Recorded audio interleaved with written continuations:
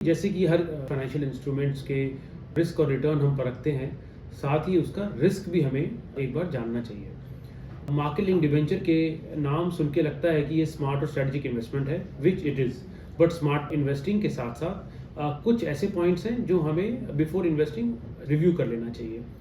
Because ये एक market linked debenture है, तो इसका एक मार्केट डिपेंडेंसी है।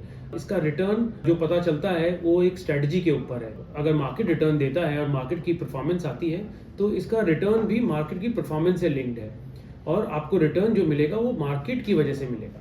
लिक्विडिटी रिस्क भी एक कंसर्न है इसमें। एमएलडी एक फिक्स टेन्योर के लिए आते हैं, जैसे कि 1.5 साल, 2 साल, 3 साल या 5 साल। सो मिडवे में एग्जिट करना मुश्किल रहता है। तो अगर कोई इन्वेस्टमेंट करता है इसमें तो एक तरीके से आप उस पूरे टेन्योर के लिए इन्वेस्टमेंट करता है और अपनी रिस्क को इन 5 साल या 3 साल के लिए हेज करता है। एक और रिस्क है जो कि बड़ी इंपॉर्टेंट है, क्रेडिट रिस्क। किसी भी एक एनसीडी की तरह एमएलडी भी एक इशूअर पे डिपेंड है, लाइक किसी एनबीएफसी पे डिपेंड है, नॉन बैंकिंग फाइनेंशियल कंपनीज।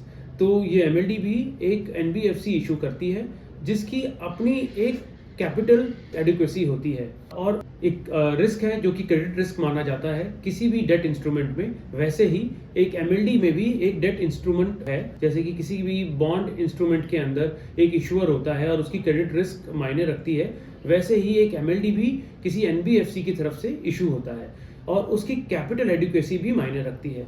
तो किसी एनबीएफसी का अगर वो एमएलडी आया है तो आपको उसकी क्वालिटी चेक करनी है, उसकी हिस्टोरिकल परफॉर्मेंस चेक करनी है और उसकी क्रेडिट रेटिंग भी जरूर चेक करें। फाइनली मैं ये बोलना चाहूँगा, एमएलडी एक पावरफुल टूल है आपके पोर्टफोलियो के लिए। अगर आप रिस्क समझते हैं तो आप इसमें बहुत अच्छा रिटर्न बना सकते हैं, प्लस अपने ओवरऑल पोर्टफोलियो का रिस्क भी रिड्यूस कर सकते हैं।